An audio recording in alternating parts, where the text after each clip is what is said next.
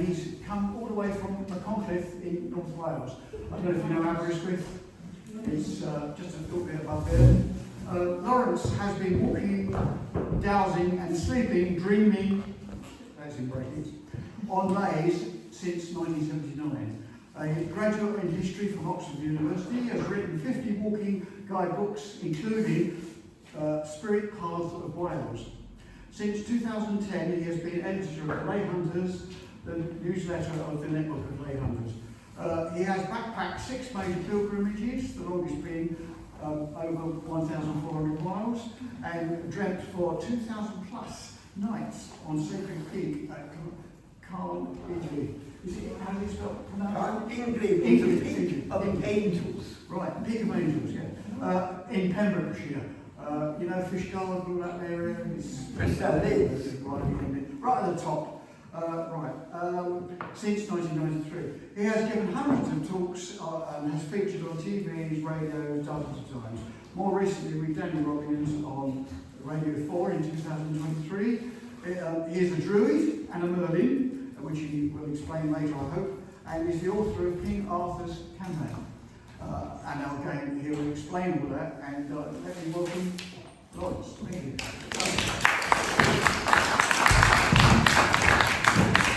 Welcome now, Jeff. Thank you, Jeff. And all of you come. I think it's down to the Well, what he told me to say. Maybe I counted someone twice. I'm not going to talk about lots of juicy things like King Arthur and the dreaming on Carningly. They deserve to talk completely to themselves, and if that's what you want, you can have that sometime. I'm going to have to be very disciplined and stick to the topic. Leys. And I'm going to try and do it now before you break. So I'm going to rattle along, and you're going to have lots of questions you're going to want to fire at me, and I want you to have time to do that. So after the break, I hope we have a good question and answer session. That's when the fun starts. So, leys.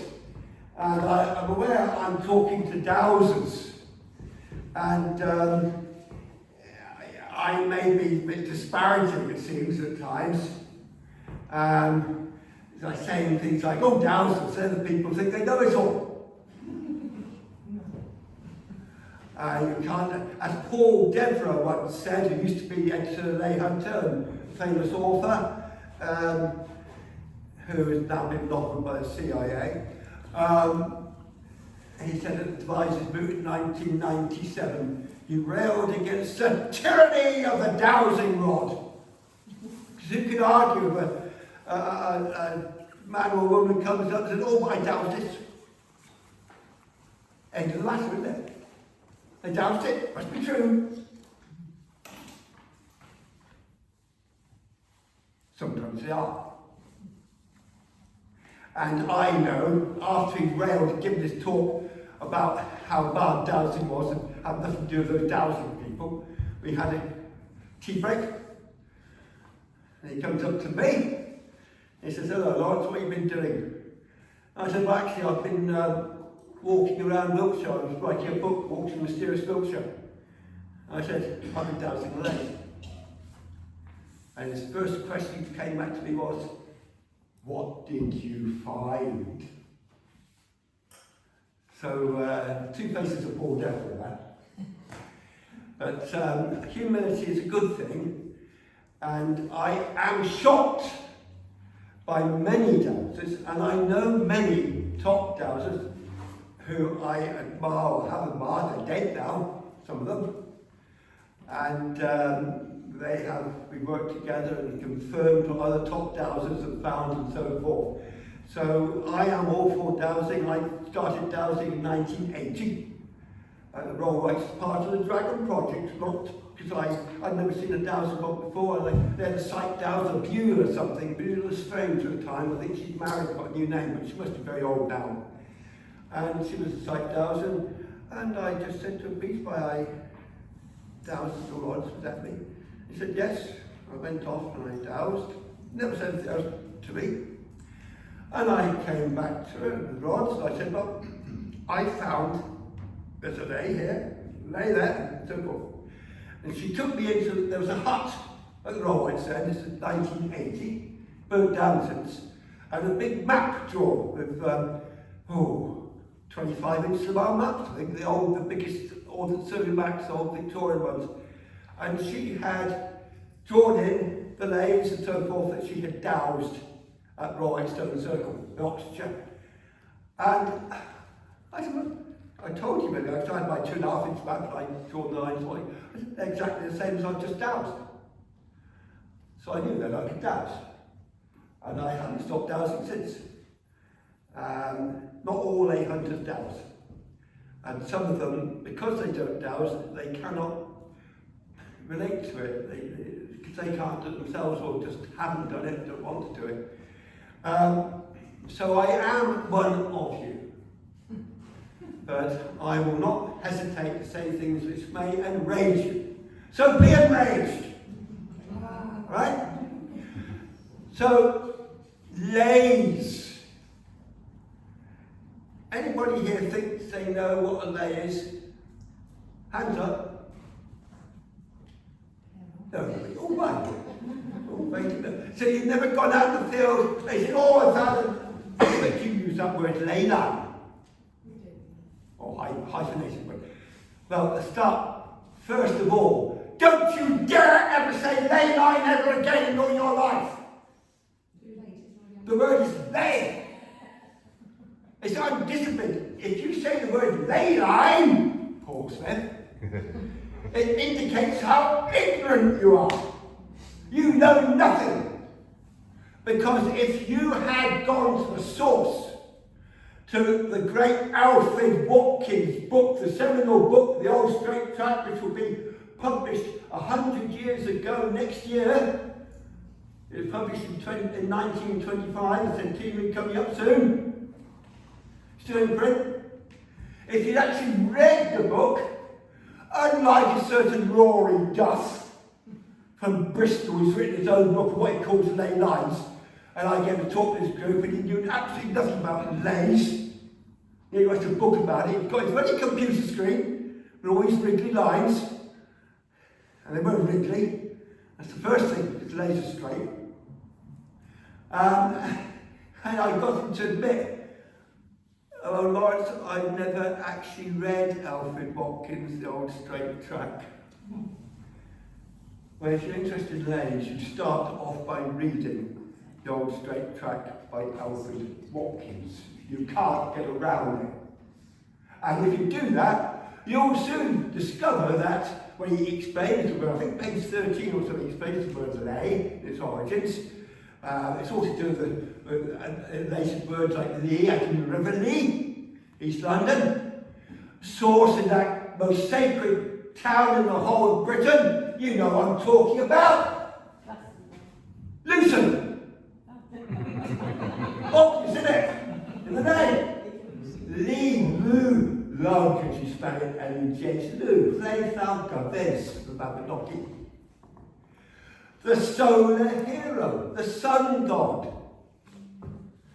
That's the reason why Luton is named after him. The River Lee, which has its source on the edge of Luton, which just happens to be on a ley which you may know as the Michael line, but I and Mary Kane at the Glastonbury Zone, I can others much prefer to use the word dragon ley, because you have Michael and Mary serpents coiled around it. We'll come to this later in the talk, when we get to Hamish for that. That happens to be part of that as well, it's going west-east and cutting past Luton and the source of the River Ley. And there's burial mounds up on the ridge overlooking it, Jubilee. And it's named after Lou. This is one of the most sacred places in the country. Like Brighton was named after Bridget's town. And many other examples. But what you will not find if you read Alfred Watkins is any reference to a ley line. It's always a 3-letter word, L-E-Y, ley. Got it? If I get nothing else out of this evening, let it be, please. please let it be that you will never say ley line again, otherwise you're an ignorant Californian. There are plenty of those. My friend Jill Smith, you may have read her books, Brother of the Isles and so forth. She lives up near Callanish in the Isle of Lewis. And it was a couple of measured in the standstills ago, I think it was 1980, let's see, I was there in 2006, so it was 18.6 years before then. 1988, I think it might have been. And she was like the guardian of the stones there. Well, there's a bit of a dispute with the woman next door, but she's dead now, so it's definitely Jill Smith, the guardian of the Callanish stones. Read her books, Brother of the Isles, one of them. Jill Smith with a J. She's not a Gill, she'll be most offended if you write G-I-L, double L. And she told me at the Major Standstill then, there was a party of Yanks all come all the way from California, and they were sitting around taking over the place, and their leader said, "Isn't it great that we are here at this wonderful place at this special time?" As if they put the stones up. They're ley lines. And they thought they owned it. They'd only been there 2 minutes. And they certainly don't listen to the locals. Anyway, Jill Smith was most annoyed with them. Now, Jill was a powerful witch, so they didn't know what they were playing with. I hope they got home safely. But never say ley line, always say ley, because that's what Alfred Watkins wrote, and there's good reason for it. It's an ancient name, it's in the place names. Just look at any map, from Burnley to Dudley, to Ley Hill, or ending in any Y or L-E-I-G-H variant, all to do with the idea of a sunbar, a ray of light, sunshine, sunbeam, bringing life, fertility to this earth. The marriage between Mother Earth and Father Son. And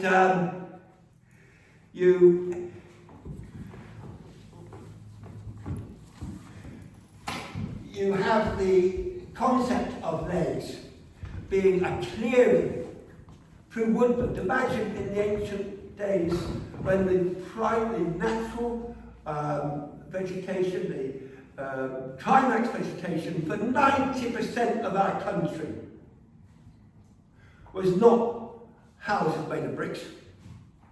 It was oak woodland and other trees, hazel and so forth, but deciduous, not conifers, not your ciscus fruit. The only conifers you might find would be the Scots pines, which are on leys marked out, and where people used to, drovers used to stop overnight and graze their cattle or sheep on the way to market in London or wherever. But the oak woodland, and where they cleared through this woodland, they have a word. It's come down to ley. Put a G in front of ley. And D at the end, and you've got glade. Still the idea of clearing through woodland. And it's marking what people knew was there. They didn't even need dowsing rods, probably. Well, they could have got hazelnut twig, couldn't they? But they were part of a living earth. They were part of nature. They were not intruders who were draining the spirit from the land, which is what we got. As soon as I crossed Office Dyke in the train, you can see it, the sparkle goes out of the land. England is dead. And it's going deader. Because people don't realise the value of that spirit. And it's in the land, where they don't see the land as having a spirit. So they're draining it even more. They think nothing, oh yeah, we need to build more houses. I don't think that we are a finite island. We don't have any room for any more houses, and we need to keep the woodland that we already have, which is only a tiny percentage of what should be there. But the ancient people knew they were part of something much bigger. The goddess, Mother Earth. a real entity, not some myth that the archaeologists or the other academics will poo-poo today because they're so ignorant and prejudiced. You didn't need to, people knew about leys, they would work with them or serve them. And we get on to how they serve them and why as we come along to a fertility life. They would have better crops. We might talk, if we've got time, about the pyramids in Mexico and places where researchers have shown, and the same up in Aberdeenshire. Serious researchers who work for the Ministry of Agriculture, Food and Fisheries, as it used to be called, now called Deborah J. Havelock Fidler, wrote a book about it, Ley Lines of Nature, published in 1979. But they enhance the fertility of the crops, for one thing. They can also enhance the energy in this planet. Oh, two little matters there, food and energy. Who needs them?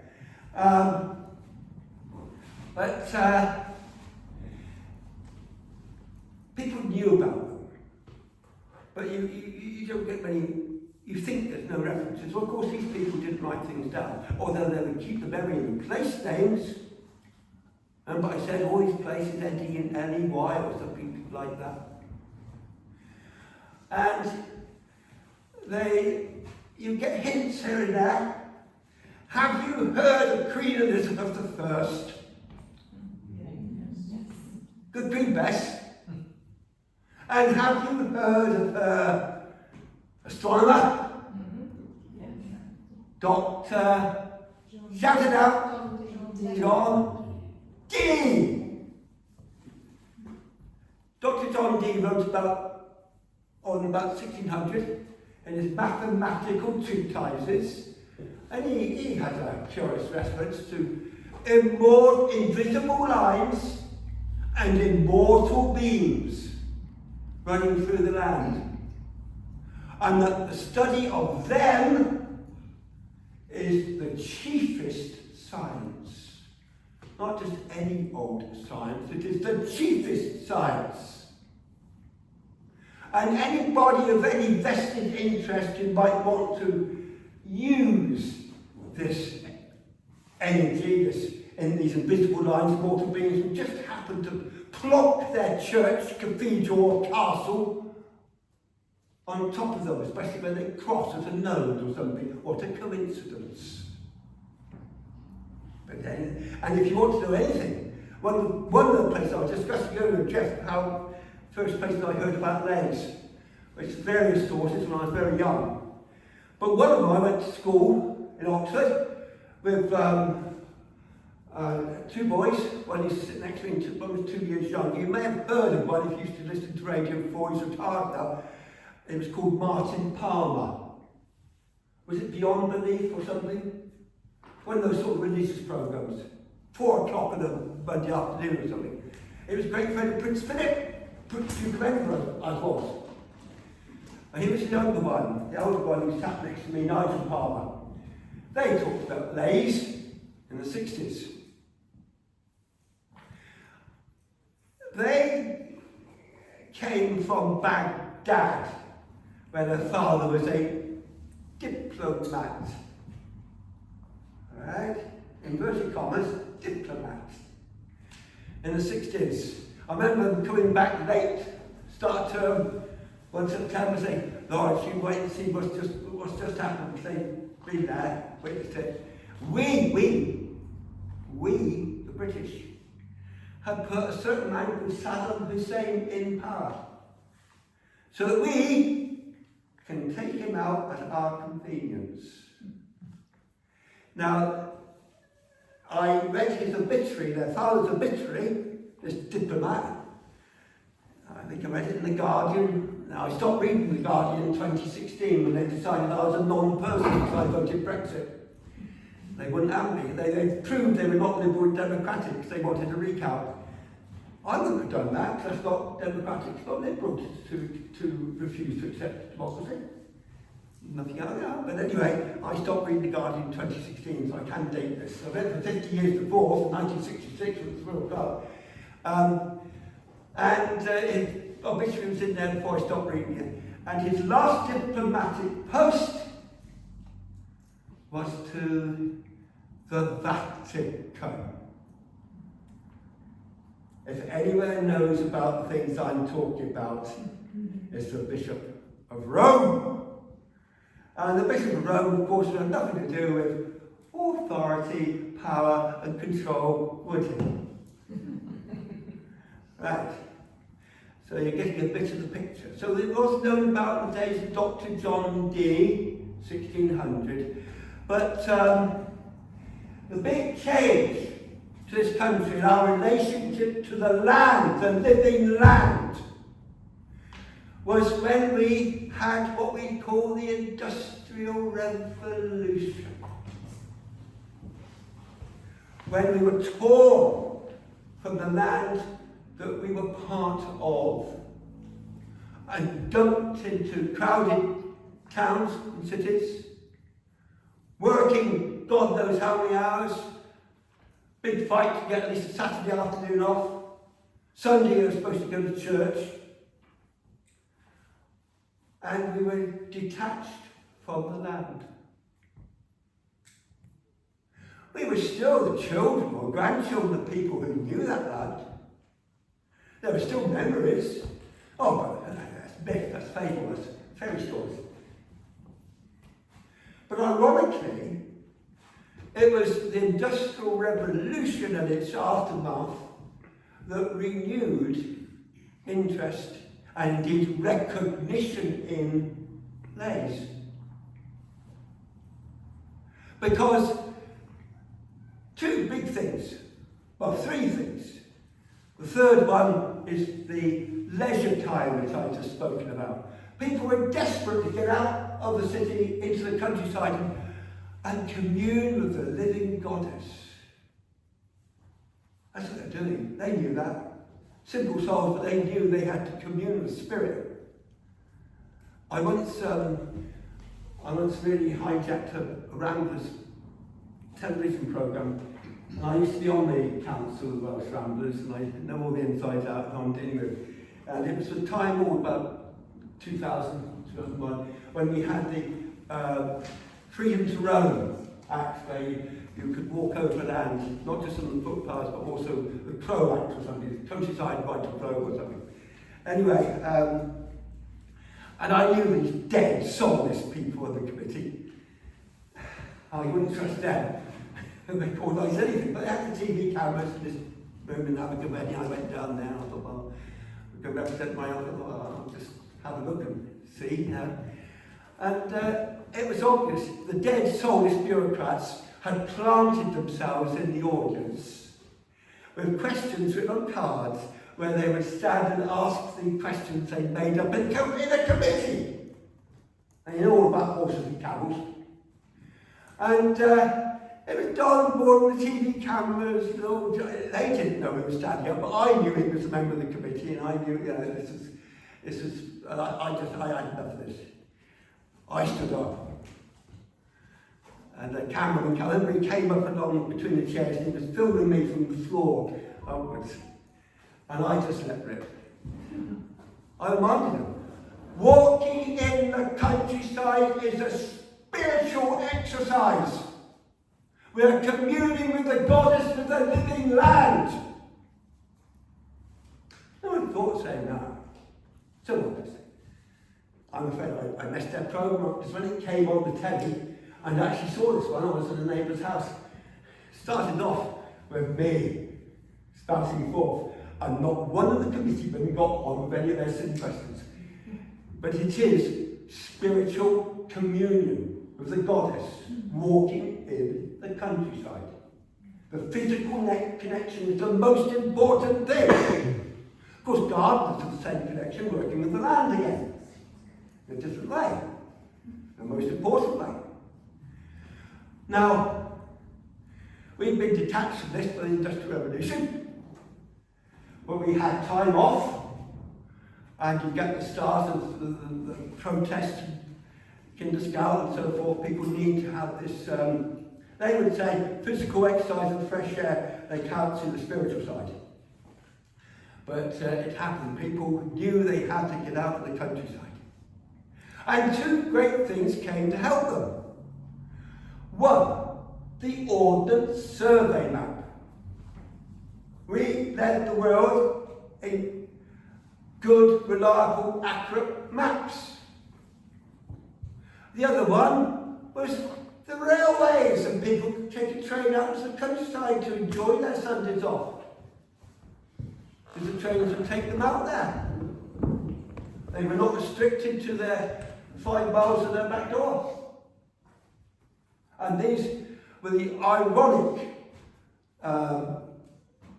results of the Industrial Revolution, which brought about modern ley hunting. The OS map, because people could look at in the old days, people didn't need maps, they would use their eyesight. The air was clearer then. You didn't have this fog in the old days. When we go back in dreams in the old days, everything is sparkling and vibrant. So different to modern life, we've lost that. But they could have sight lines, they could see at Holy Hill, a long way away. Now, the Industrial Revolution had the fog, but it also had the map. And so they could see on the map that, oh, Carruthers, look, there's a standing stone there, and there's a holy bell here, and there's an ancient church there, and put a border here, they're all in line! Well, when you're dealing with a 6 inches a mile map, which is what I usually work at, just a few miles across the map to 7. Now, of course, they're not dead straight lines, they actually curve with the curvature of the earth. But that doesn't matter if you're walking and you're doing it on the scale that I do. I'm looking at a 2.5 inch map, and the difference caused by curvature of the earth in 20 miles that map serves is inches. So it doesn't matter. It's when you get, but so many modern so-called ley hunters start on a computer.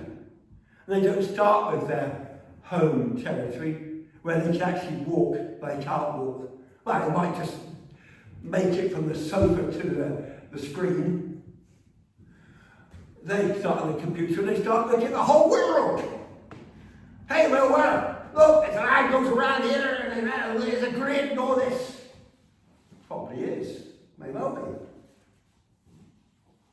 But all they know is what some computer has told them. They've gone out there and slept and dreamt of it and walked it and touched it and felt it and all the other nice things that are human and which are necessary. They're starting at the wrong end. And they can come to false conclusions. Try telling them that. But we had the Ordnance Survey, the director in I think the 1890s was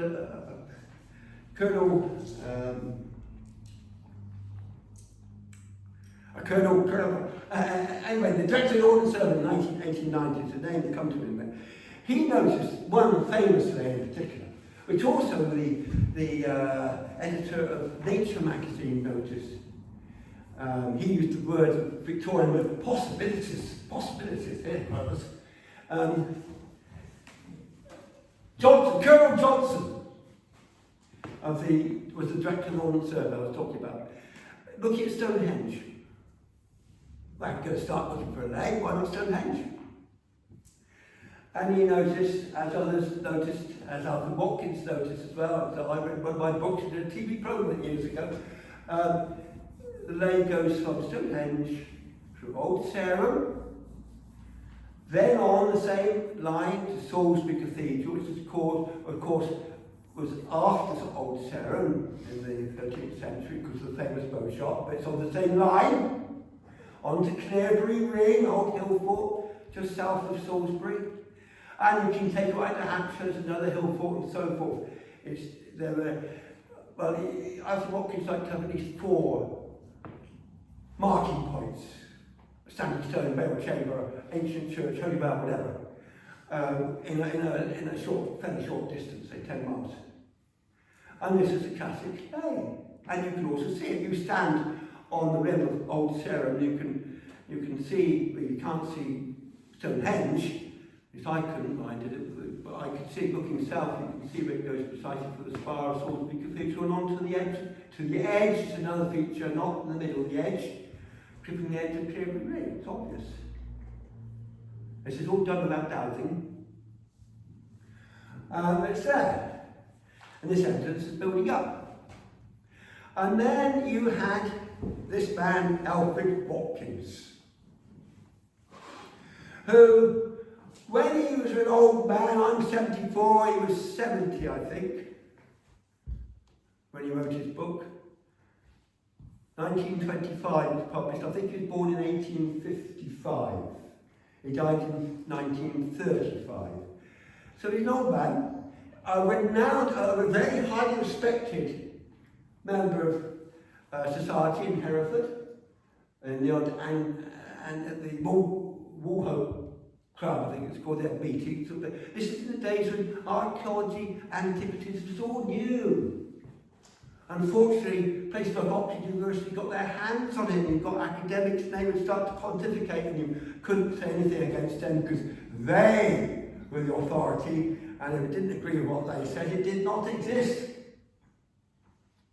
And so he would go around the country. He had a brewer's dray. He amongst other things, he was a brewer, and he used to go around the country delivering. Well, he liked to go in the country, I expect. He had underlings to do a lot of work for him, but he liked to go all around Herefordshire and the Welsh borders, Lancashire it was called then, and notice things. He would notice that the old church spire, the standing stone, and the mound, or whatever, and the mound was the most important one. Read the old straight track, and the first chapter is not about standing stones or holy bells. It's about mounds. And our Silbury Hill. They're very important. And I'll tell you now quickly, in case you don't get time to say later, because they're to do with the landscape goddess and fertility. Those mounds are her pregnant belly.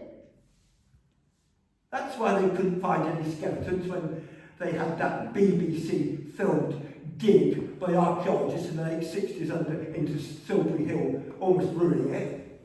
They were looking for treasure, gold, and bones for burials. They just couldn't get it. It was nothing to do with bones or gold. It was to do with a landscape goddess, and that was her pregnant belly. Because they could see a landscape, a goddess, but the archaeologists couldn't do that. Not interested in truth. Other things like you've got a breast as well. And what should be her breast in Wiltshire, but would it be called Milk Hill? Is that true for you? And just below it, you've got West Kennet Long Barrow, East Kennet Long Barrow, the River Kennet. Ancient British word. The Romans used to say Connectio, the Roman fort there. Ancient British word, modern Welsh, Cainant, means deep ravine. It's the goddess's cunt. The oldest and most beautiful word in the language, British, not Saxon. And would you believe that the source of the river Kennet Cunt, flows out the spring, which is full of water in the winter, dry in the summer usually, just below Silbury Hill. The pregnant belly landscape goddess is called Swallowhead. You don't say anymore, girls. But it's there. And if you think of the map of Britain as a goddess, say Britannia, so we call her Britannia, I think myself Britannia might be derived from Bridget. But really the goddess Bridget's sacred isles. And I say isles in plural because Ireland and Britain go together. The Romans recognised that. And I'm half Irish. So go and tell the Athenians, all your nationalists, they can stuff it. As we do every 12th of July in Belfast. But it's the goddess Bridget. So you've got the map of goddess Bridget. You've got her arms here in Wales and the two peninsulas. You've got a leg down Cornwall. You've got her breast up in Cumbria. You've got her head. You've got her arsehole in London, Tilbury, Thames Barrier or something. But yeah, look at the map. There's one county in Britain, in England, if you discount Cumbria and Cornwall, which are remote, there's one county which has kept its ancient British name. Which one is it? East Anglia? Anglia? Well, I've just heard something about Surrey. There may be something in that, but I don't know. That's new to me. But it's certainly not Middlesex. Or Essex. Or Oxfordshire. Any of the others. Where does the Frenchman stick his Chanel tunnel? Into the county of Kent. The county tribe.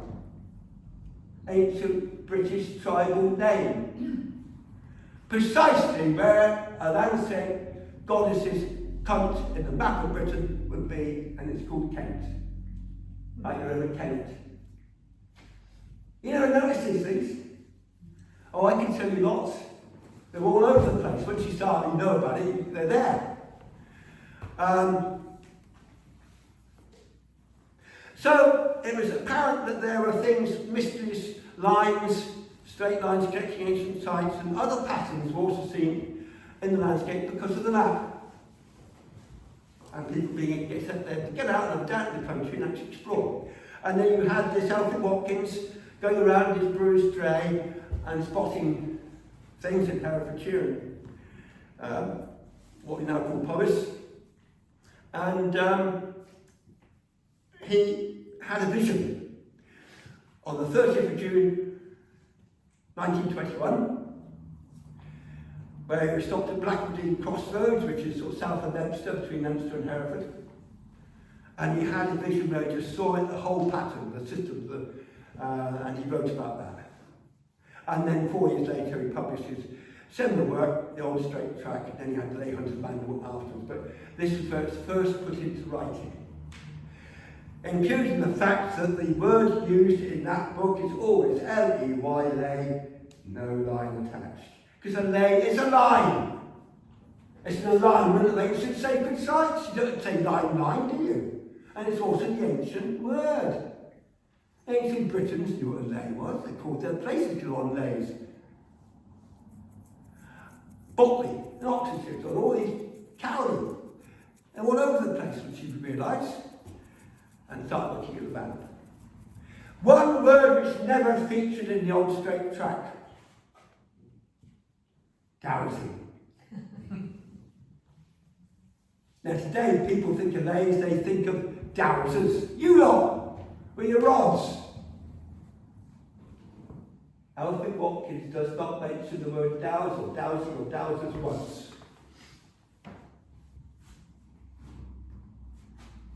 Got that? Plenty of maps, but not dowsing. However, he was a neighbour of the bishop.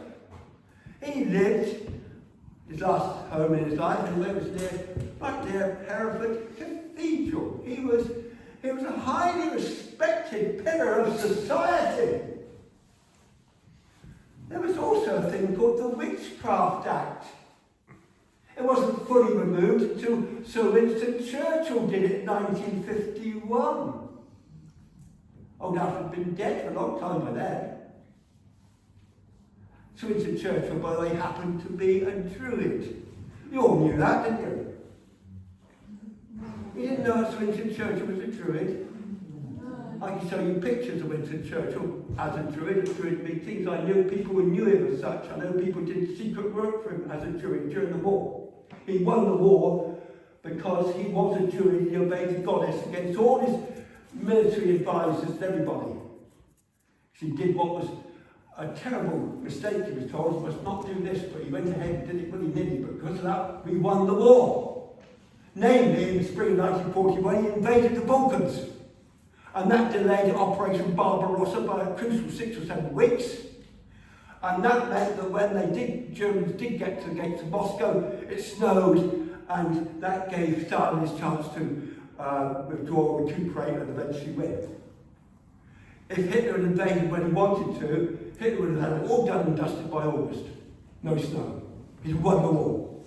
And he only did that because he, as a Druid, was told by the goddess that's what he had to do, and all his generals told him, no, it's a complete disaster, you lose all your men, all our equipment, we just experienced Dunkirk. He took the army away from North Africa. We almost lost North Africa, the Suez Canal, the Saudi Arabian oil fields. We almost lost to Rommel because we denuded our forces in North Africa at the wrong time. Churchill was adamant, we must take this big risk.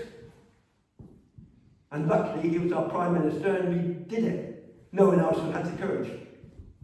And he lost 50,000 men in Greece. My school teachers, they were recruited when they were students at Oxford because, we need people in Greece. We don't really know anybody who speaks Greek. I know them, Oxford take all the Catholic scholars. Same language as old Homer or somebody used to speak, wouldn't it? They'll do. Only a couple of thousand years out, aren't they? And they got captured and kept prisoners of war. Some of them ended up fighting with partisans, and they used to tell us stories. But it happened. Now, it is a fact which I can tell you that Alfred Watkins did douse. Because I was told by, and shown pictures of, by a Herefordshire pagan whose family, grandparents, whatever, dowsed leys in Herefordshire with Alfred Watkins before he wrote the Old Straight Track. It's just it had to be kept under your hat. You couldn't be associated with such criminal activities. And he is a respected member of society, pillar of society. So that's why no mention of dowsing. But you had the word out there, and you had the book published, and Alfred Watkins was of course I've got to get all this wrapped up in 10 minutes. He tried to tell the archaeologists, come and have a look what I found. Would they? Of course not. The editor in 1927, the magazine, archaeological magazine Antiquity started, and Alfred Watkins sent a free review copy, and the editor of Antiquity refused to review it. Because for one reason, they knew in their ivory tower wisdom that our ancestors were thick and stupid. They couldn't possibly do things like lay out lines of the landscape or things like that. Therefore, they must not exist. Full stop, end of matter, do as I'm told, I'm a professor. And they refused to even debate it, no review. So that was impasse for quite a while. While I'm there, if I get this in case it gets squeezed out before I finish, your great Paul Deborah, editor of the Ley Hunter, when Hamish Miller and Paul Broughters' book The Sun and the Serpent was published in November at Samhain, 1st November 1989, he, Paul Deborah, editor of the Ley Hunter, now turned by the CIA, as I can inform you, another talk another day, refused to acknowledge this book, refused to review it, just like those archaeologists of antiquity, 1927 in the Old Straight Track. That's what happened. That's another story, too big a one to get into now. But it happened. Alright? Anyway, you had the formation of a straight track club where enthusiasts would go around the country finding leys. Then you had the Second World War, and after the Second World War, all sorts of things happened, including lots of old colonels who'd been out of the Monty in the desert, they didn't find water, they got the army-issue dowsing rods when it was against the law to douse, because that's witchcraft. That's the sort of country we are, we're a bit muddled, I'm thinking. But it's true, isn't it? It's what happened. And you've got these colonels dowsing for water in the desert, but then other things. And they come back. Well, one thing they did was found a BSTD, whatever that is. You know your own history, don't you? That's how the BSD started. A whole lot of crusty old journals back from the desert after using Dowsing to find water. They probably all died off now, but if you'd been here a few years ago, you could have got it straight from the horse's mouth. Anyway, after the Second World War, a lot of people, that wave of enthusiasm died naturally. But you had another aspect. And what happened after the Second World War? What were people all talking about? What was spinning in the newspapers?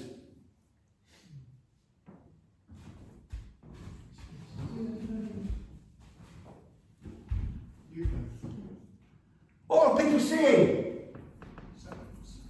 You never heard the term flying saucer? UFO? And people were starting to see these. And in particular, an Amy Michel from France. Now, Michel crops up later with John Michel. Good name for a lay hunter, could also do St. Michael, Archangel Michael. But anyway, his name is Amy Michel, and there's a British and English ufologist and lay hunter, Tony Webb, who wrote about it. But I'm going to have to cut to the quick, really putting this in a nutshell. He related the paths of UFOs to leys. In other words, they were navigating on sort of magnetic currents or something. They knew how to use energy in leys. Now, Alfred Watkins wrote about old straight tracks, as if they were traders' routes, particularly things like salt and other necessities. Even though they would go straight up mountains, whereas a normal person would go around the mountain and keep on the flat. But he recognised the fact that there are these lines and they can be seen. You can't deny that they're there, it's on the map. When Alfred Watkins died in 1935, he just missed the publication of a novel by Dion Fortune, whose real name was Violet Firth. Lived at Glastonbury, got to the top, Charles and Charles Housen. And she wrote The Goat-Foot God. The Goat-Foot God. Pan, Caninos, the horny one. And in that book, she introduced a concept, which we think she introduced it, because I haven't seen any earlier mentions, of lines of force. She was instructing the character in the book who wanted to go out and create sort of energy lines or power lines or lines of force. And she said, oh, we'll just go to Asia or anywhere like that, and or get the map out and have a look where the standing stones are and so forth, going away from Avery. And then you can draw your line, and anywhere along there you've got this line of force, this ley, and you can use that to work magic. Or to fly and navigate your UFO along, that's what you're inclined to do if you come from Mars. So that was the idea of spirit paths came in then, step by step. And then UFOs. And then we had a man called Jimmy Goddard, who's still with us. He comes to our moots, so he's getting a bit doddery, but he was at moots in Devon last May. Jimmy Goddard. He went to school with a man called Philip Heselton. I think it was in Middlesex or something, but they heard about leys, the old straight track, read the book. They also read, that book about UFOs by some man who reckoned he'd been taken up in a UFO or something. And it all spread around the school so much that the headmaster banned the book and took it out of the school library and hid it. But the usual authoritarian answer to anything disruptive, isn't it? Chuck a boulder on top of it, pretend it didn't exist. But they wanted to join the Straight Track Club. They got in touch with Alfred Watkins' son and told, sorry, I get too late. So he said, right, do you mind if we start our own newsletter? When you duplicate something, over wheels, you duplicate A4 pages. And they did that, they called it the Lay Hunter. And they did it for a bit while at school, and then they gave up. But then Another man, a journalist up in Paul Screeton up in Hartlepool, I was interested. He said, do you mind if I take it over? And we started it as a proper little, again, very simple, extremely low circulation. I thought about 150 or something. Little newsletter called the Ley Hunter. And then in 1976, Paul Devereux came along. And the reason why before then, you had John Michel. You may have heard of John Michel. His ex-partner, Christine Lone, comes to Dream and Carnegie, comes to our Moot sometimes. Well, be sure if you join the network of Ley Hunters, come to our Moots, you should do that. You meet all sorts of interesting people. We get them to speak, we get them to lead us, we get them just to sleep in the hostel with us, eat with us, team spirit. And John Michel was interested in UFOs. His first book was about flying saucer vision, 1976, I think. And he just happened to go to a talk given by Jimmy Goddard, who started it off with Philip Heselton at school. Philip Heselton became the first editor of the original Ley Hunter. He's up in Hull now. He's very much a pagan, he writes books on paganism. But Jimmy Goddard gave a talk, and John Michel just happened to be in the audience. And John Michel had never really thought of Leys, Alfred Watkins, before he went to a UFO talk by Jimmy Goddard, but he was after he heard Jimmy Goddard talk, and as a result, in 1969, he wrote the famous book, you must have read this, View Over Atlantis. Who has read it? I'm surprised. Just show times change. It used to be everybody had read it in 1970. Fantastic. Where were you? Well, it was reissued in 1983 as the new View Over Atlantis. And its front cover as a new View Over Atlantis was that. Remember that picture? And that was the girlfriend of John Michel before Christine Lone came along, that's Una Woodruff, who drew that, who painted that. Anyway, John Michel, very self-assured old Etonian, who didn't give anything for what other people thought. He just wrote what he understood to be the truth. He inquired. And so he revived ley hunting, you could say in 1969, with View of Atlantis. And then you had like people like, now you've heard of Guy Underwood, Pattern of the Past. That came out at the same time, after poor old Guy was dead. There was one feature is, it came with T.C. Lethbridge, people like that, the power of the pendulum.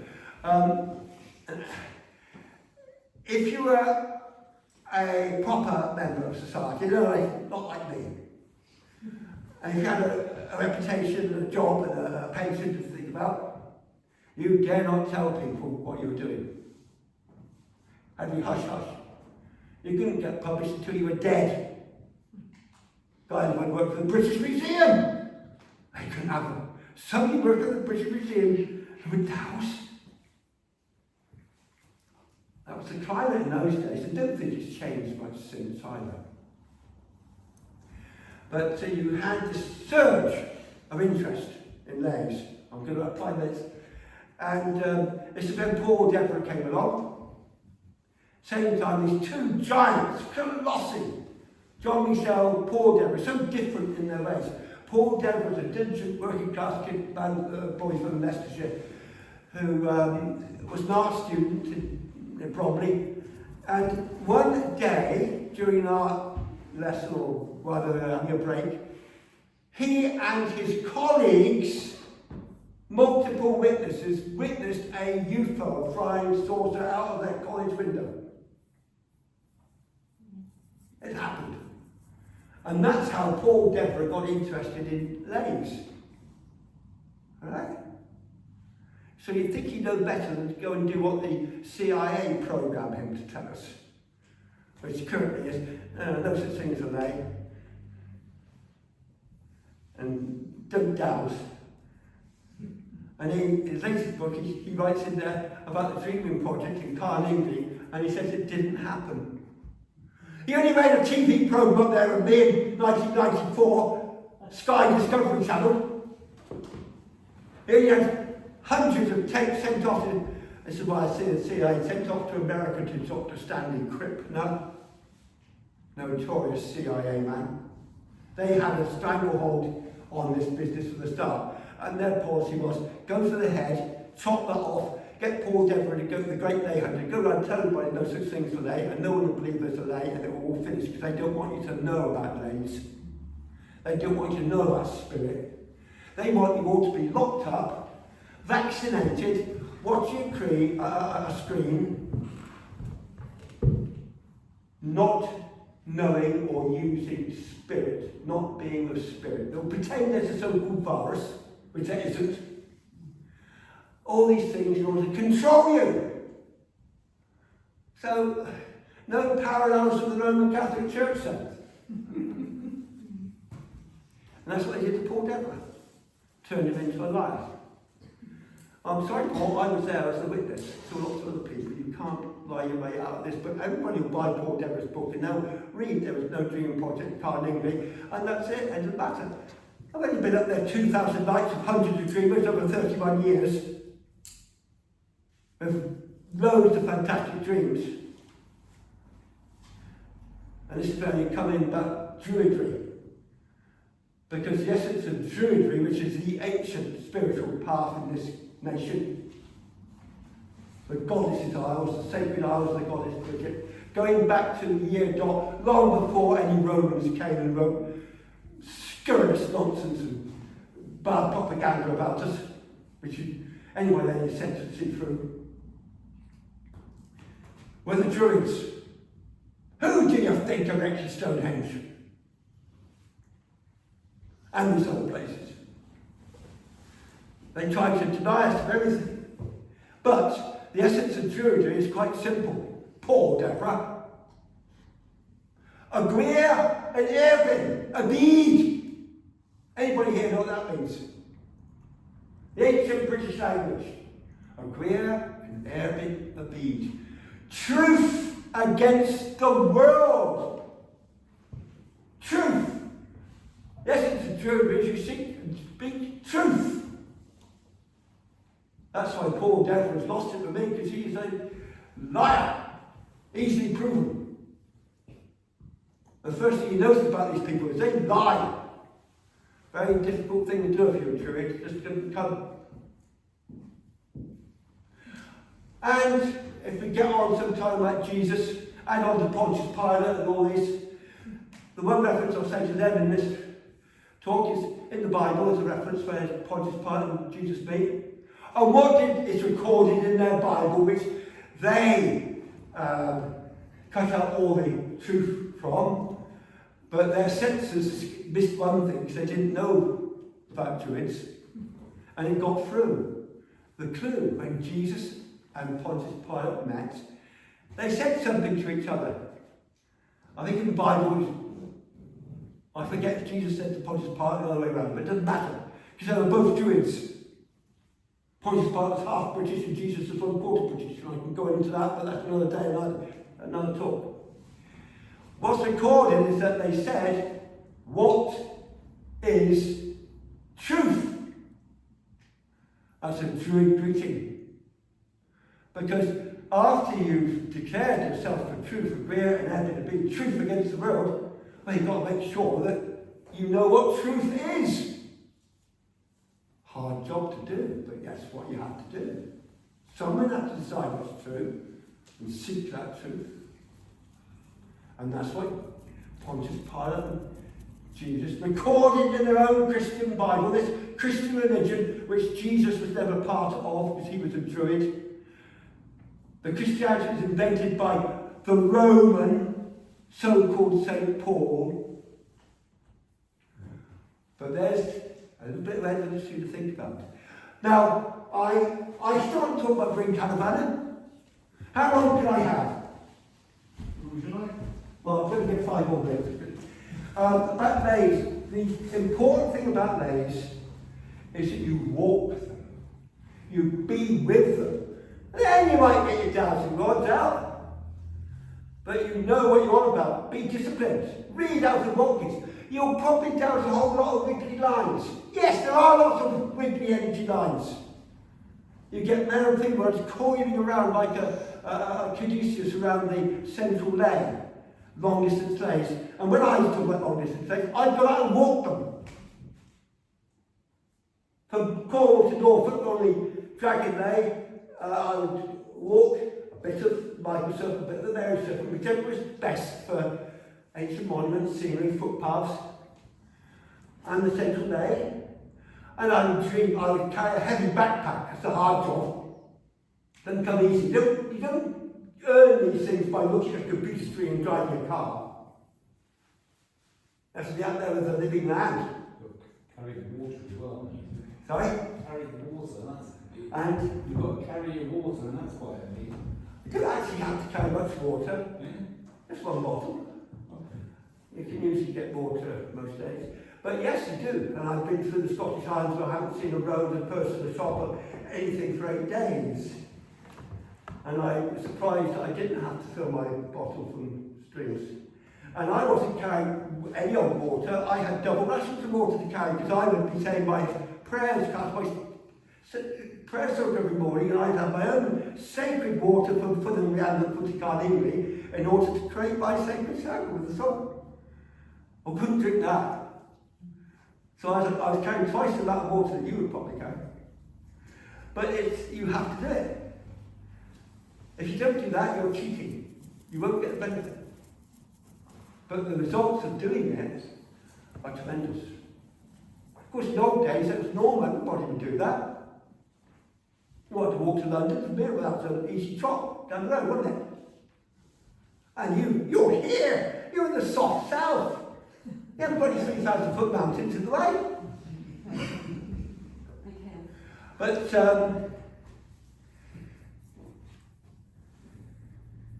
I'm trying to get this wrapped up quickly. We were going to go into the Bryn Canavan.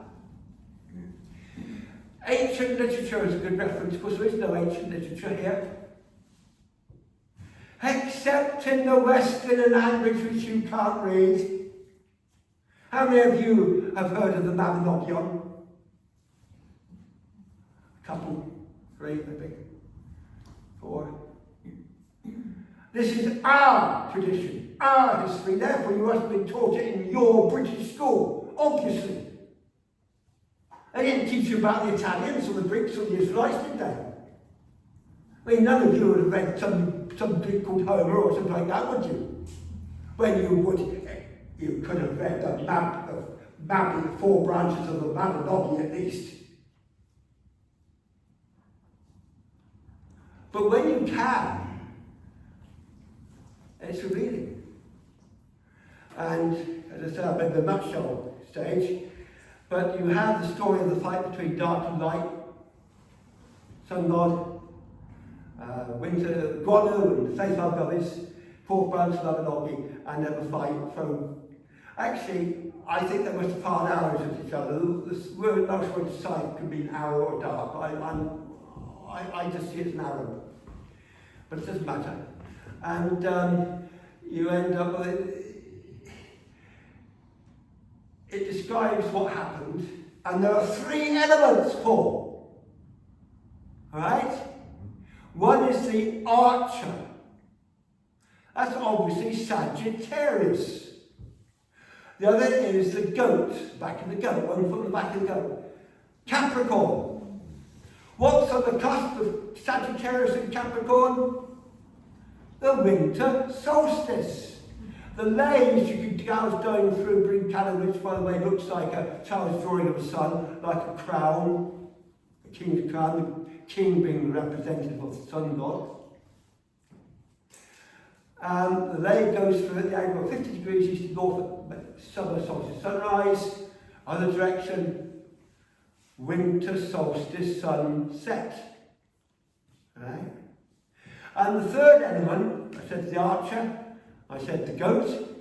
The third element, now you don't get this, and I've read all sorts of accounts of the Mabinogi, and they don't get it. they're sitting in front of their computer at Birmingham University or somewhere. I walk the land. I have walked this lane. I have slept and dreamt in it. The goddess has come to me in my tent. I've done the whole, and I've looked in it. Walk, if you turn around and walk towards the south-west, sunrise in the summer, sunset in the winter, and you walk towards the sea, to San Gallo, where St. Talbot's Church is built in the very sand dunes. Who built a church in a sand dune? Unless it's at the end of a ley, an important ley with ancient stones in it, tombstones from Alfred Watkins for a start, and an avenue of stones leading down towards it. It's there. Can't deny that. But as you walk down to it, you were looking at, and we said the bathtub was the third element, didn't they? Look ahead of you, and you've got the hillsides, the ends of the bath. The bathtub is the Irish Sea straight ahead of you, where the ley, the footpath, is going. Where the sun sets at winter solstice. Call it Christmas Day. And that's where the sun sets in the bathtub. It possesses an important time, it still is. You'd walk on there singing your ancient British carols. That's what they did. Christians took over what we as Druids did. Everything that we did, baptism and so forth, it was Druid and British, and the blooming Romans and the Christians took it over and pretended it was theirs. And degraded it. Oh, she can't be a goddess, we'll call her a saint. Right, I want to get one more thing in before the top. When you go along pilgrimages, and I've been on many, really long, longest 1,404 miles, things happen. All the archetypes are true. I've experienced them. You have to experience them to actually believe them. It's too incredible otherwise. I'm going to get 2 more points in actually. I was going up Ben Lyon, Scotland, with the praying hands of Mary, where David Tyler writes about in his book. And David Tyler met him on that pilgrimage a couple of days later, and he took me to the praying hands himself, along with Barry Dunford, who wrote the book Vision of Albion, about Jesus and his family in Britain, where there's plenty of evidence for him. And the old archetypes of a pilgrimage, first of all, you have to get permission.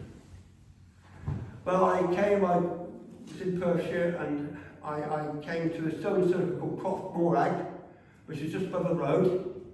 And I asked our goddess, I said Bridget there, I think, because that was the appropriate goddess I felt, Scotland. Normally I said Rhiannon, the white horse. But anyway, I told me said Bridget and Rhiannon. Anyway, please grant me the privilege of entering your holy valley of the Glen Lyon, walking this lane. That's the first thing. You must do that. Before you do anything else, dream, go anywhere, you first of all ask permission of the spirit of the place, of the goddess. You treat her with respect. If you just barge in as if you were a Chicago gangster, you ruin it. Not yours, you are there as a privilege, not a right. Anyway, so I'd asked for permission to enter this valley. I dropped down a few yards from the stone circle to the road, and immediately the first thing swept past, not much traffic on that road, this was in early March in 2004 actually, in central Scotland, was a car, black car. I don't know anything about cars, but it's a posh one. And 4 motorcycle outriders. It had clear windows. Last time I saw him, he had tinted windows, I couldn't see him. He was then called Prince Charles. And he looked at me, and I looked at him. I'd asked for permission. And the ruddy future king himself saluted me. I got the royal assent. Could you ask for more? It happened. These are the sorts of things that happen on pilgrimages when you're doing it properly. Right, I then had to cross, I thought I'd have a shortcut, save myself 6 miles of road walking by going over an old post-Second World War Bailey bridge that had strung over in an old estate. I thought, well, I could get across that. Oh, I'd been too clever by half. When I got to it, the ironwork was all rusty, the wooden planking was worn away. I was carrying a huge heavy rucksack, remember, because I was camping. I had to gingerly swing step by step. You couldn't even put any weight on this rusty metal. I thought the other side was there where the trees were. I got there, that was an island in the middle of the River Thames. And I swung from branch to branch. And I got to the other end eventually, and there was this great big high deer fence. And I could see the sign facing the other direction, telling people this was a dangerous bridge, you're not allowed to cross it. Anyway, I had to throw my big rucksack over that fence and clamber over somehow, which I did. When you go on your pilgrimages, you get your royal assent, but then you have your perilous bridge, do you not? There was the perilous bridge. It happened. Right. I went down the road, up the line, going to 40 Galway, where the old Druidry is. And I thought I'd sleep in the stone circle. I knew I couldn't sleep in the yew tree, it's all fenced off. There's two stone circles in the field across the road from them. This is the Glen Lion, by the way, the old Queen Mother, the Bowes Lion family used to come from, which is where the Mingus clan had their castle, and they were in charge of the metal mines in Scotland during the ancient days. They traded with Romans. That's why the Romans sent an envoy to them for trade talks, who fell in love with Main's princess, a British princess, because this is before Scotland had the Scots in it. They were still in Northern Ireland, Dalriada. They still spoke Pictish ways and British up there. And he fell in love with the Menzies, you spell it today, princess, because of the metal mines, the trade. And their son was called Pontius Pilate, half British, brought up as Druid, related to Jesus, who was also 1/4 British. His mother Mary was the daughter of Princess Anne of Gwent, same royal house as King Arthur. But this is all going into other big topics which I've got time to tell you about. I want to get you to give me questions.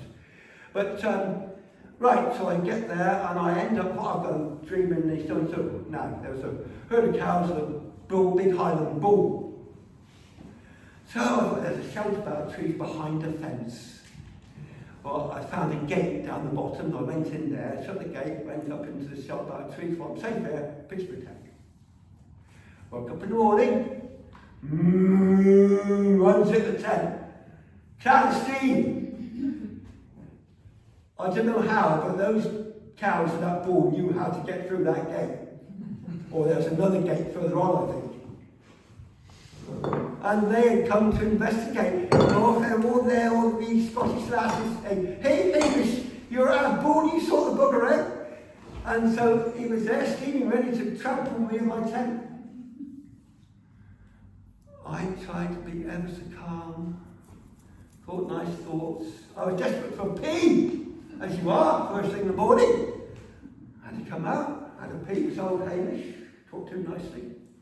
And he was fuming, I said, all right, I won't be long. And he watched me as I very slowly and calmly took my tent down. And I eventually walked off. Very nice bull, thank you, Hamish. He could have killed me. Could have destroyed my tent, stopped the filter, all sorts of disasters. So after you've had your royal ascent, after the perilous bridge, you have the dangerous beast, do you not? It happened.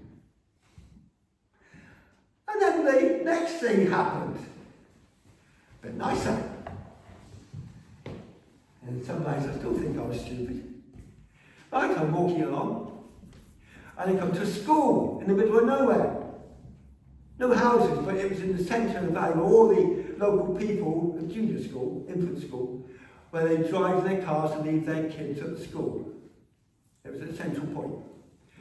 And there was this lovely, lovely girl. She was a bit dusky, she was a bit West Indian blood in her, but she was British. In fact, her father, I found out, some sort of gangster, some trains in West Indies and Britain. Pots of money, obviously. She was 26 years old.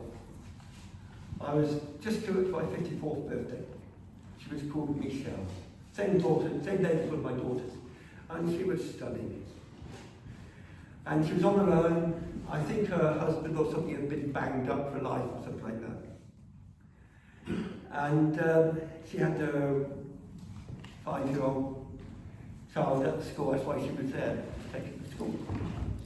And she stopped me and said, "You're a Druid, aren't you?" I said, "Yes." "I saw you yesterday," she said. "I wanted to ask you to come in. I would have fed you and offered you a bed." I said, "Oh, sorry, I missed that." He said, "Well, would you like to come home with me now? I can give you a shower and feed you, and you've got a bed for the night." And a 26-year-old girl, beautiful, stunning girl. And like a fool, you get very one-pointed on your pilgrimages, and one rule is I never turn back. I said, "I can't go back on a pilgrimage." If she'd been up the road, it'd been a different matter. I just said, "I can't go back on a pilgrimage, can't do that." Well, of course I could have done it, I could have come back to the spot I'd been, but I didn't. And so I'm ever so sorry I drove off home. And a few miles I could smell the cooking. There was a soup in the post office. Again, there's a post office in the middle of nowhere, there was a cafe and a tiny shop. My first food for ages. I remember buying very simple, a tin of peaches. Oh, it was beautiful. And I had that, so I checked into soup vegan. I said yes, they showed me all the ingredients, and they baked bread, and I had this lovely home-baked bread and soup, and I filled my rucksack with tin of peaches. I was sitting there, and Michelle turns up in a car. "I thought I'd find you here," she said. "I want you to talk to me and tell me all about being a Druid." And she sat with me for quite a while on the picnic table. Why was I such an idiot? It had happened. And the reason why I'm telling you is because it was the archetypal tempting maiden. Well, it wasn't a maiden, but she was a beautiful girl. Royal Ascent, perilous bridge, dangerous beast, tempting maiden. It all happens. And I can multiply that many times. All because you're on a spiritual path, which is all to do what names are to do. And to wrap it up then with the final bit when I'm doing pilgrimage from Harley Boyle, Cornwall to Norfolk on the what you may know as the Michael Line and Druid and the Dragon Name. And I was spending a night, one that Hamish Miller wrote about, Son of the Serpent, Paul Broadhurst. And I met Hamish on it. Last thing he did really before he died 25th of January 2010, this was December 2009. He took me privilege of dowsing on St Michael's Mountain with all the latest stuff which never got published elsewhere. I've got it. What we dowsed at St Michael's, what Hamish dowsed at St Michael's Mountain. Shortly before he died. With me on the pilgrimage. But I now reach Bodmin Moor, not far from Devon now. The hurlers, heard of the hurlers?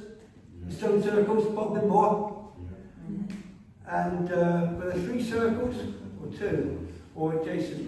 But the one where Michael and Mary serpents cross mate, and that is the best word because it's all to do with fertility. And it also happened to be full moon, December 2009, early December, and it snowed, which kept the dog walkers away, because there was sun threatening and it came on to snow at lunchtime. I got my tent up early. There's a visitor centre which was shut because it was winter. In summer, oh, they'd kick me out. Anyway, I had a chance to dream on the very spot where the serpent's mate. That night, and this is during dream, I'm going to finish, I dreamt of the goddess. You know that? She was disguised in a way, she was wearing a Druid robe with a hood. But I knew it was her entity, she can't fool me, I could see her. And she offered me a cup of red liquid. Like in communion in church when they have wine. That wine is not the real thing, that's a substitute. I know what real communion is. It's red liquid and white. It's vegetable blood.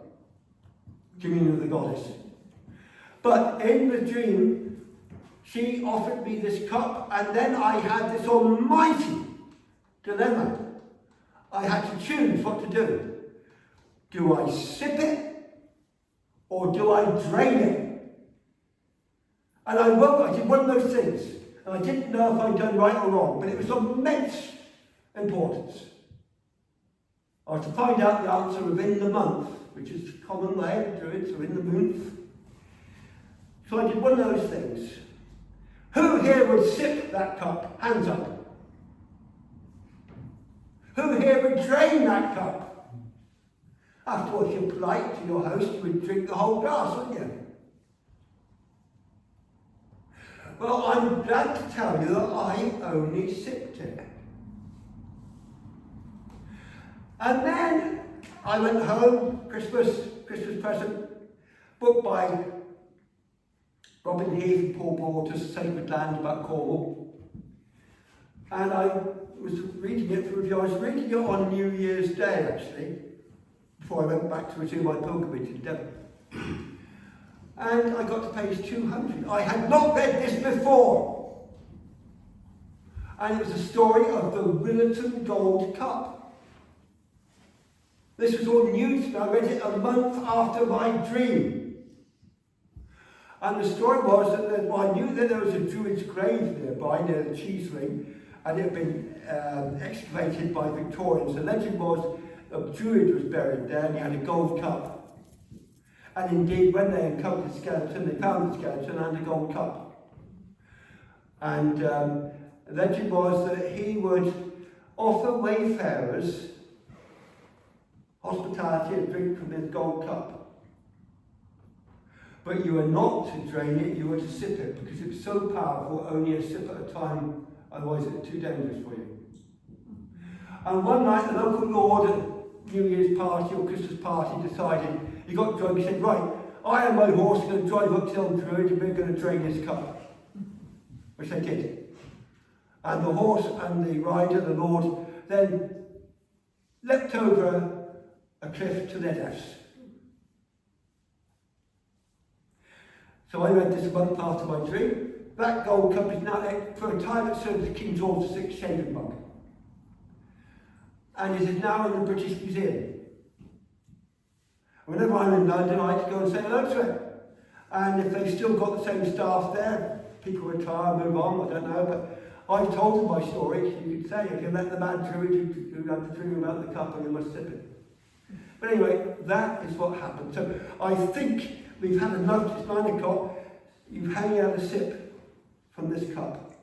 But for now, that was to you. Have a break, and I'll do my best for questions. And you can come and join the lay hunters and come down the boots and dream on the mountain, all these other things if you want to see me now. Thank you.